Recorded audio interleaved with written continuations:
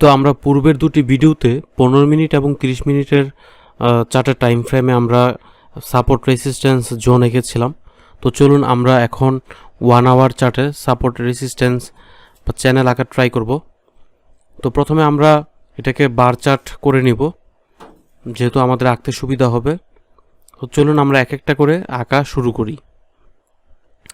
তো প্রথমে আমরা এখানে একটা লাইন টেনে দিচ্ছি, যেটা এখানে প্লাস এখানে প্রায় 4 জায়গাতে সে টাচ করে। তারপরে হচ্ছে আমরা এখানে একটা এঁকে দিচ্ছি, যেটা 1 2 3 টাইমস টাচ করে থাকে। তারপর হচ্ছে আমরা এখানে একটা এঁকে দিচ্ছি। তো মোটামুটি আমাদের নিচেরগুলো আঁকা শেষ। তারপর আমরা একটু ট্রায়াঙ্গেলে আঁকা ট্রাই করব।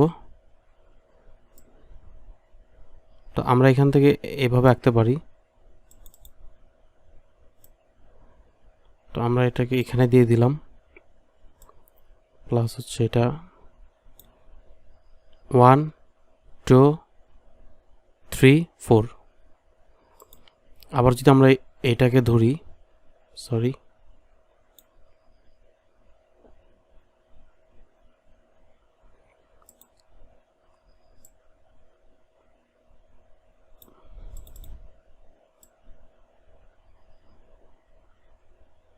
এটাকে জাস্ট আমরা এখানে দিয়ে দিলাম, আর এটা হচ্ছে এখানে।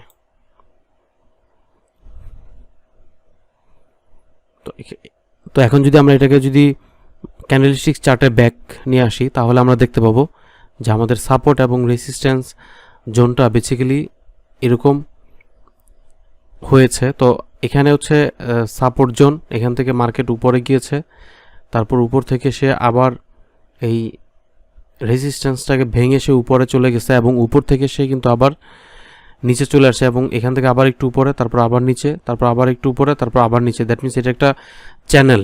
মানে মার্কেট এইটাকে যদি আমরা সাপোর্ট এবং এটাকে যদি রেজিস্ট্যান্স ধরি, তাহলে সে কিন্তু একটা লং টাইম সে এখানে এই চ্যানেলের মধ্যে সে ঘুরপাক করেছে। তারপর সে এই রেজিস্ট্যান্সটাকে ভেঙে সে উপরে চলে গেছে, এবং এখান থেকে সে আবার একদম নিচে চলে আসছে, এবং নিচে থেকে সে আবার উপরে যাওয়ার ট্রাই করতেছে।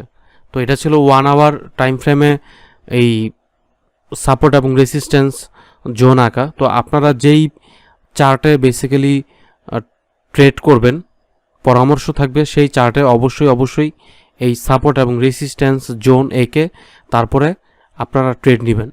তো এমনও হতে পারে যে আপনি হয়তো একটা ট্রেড এন্ট্রি নিতে যাবেন, কিন্তু যখন সাপোর্ট রেসিস্ট্যান্স আঁকার ফলে যেটা হবে যে আপনার কাছে মানে আপনার ভুল জায়গায় যে আপনি ট্রেড দিবেন, সেই জিনিসটা আপনার কাছে হয়তো ধরা পড়ে যাবে। তো এটা কিন্তু খুবই গুরুত্বপূর্ণ একটা বিষয়, কারণ এই সাপোর্ট রেসিস্ট্যান্স আঁকলে হবে কি, যে আপনি যেখানে হয়তো বাই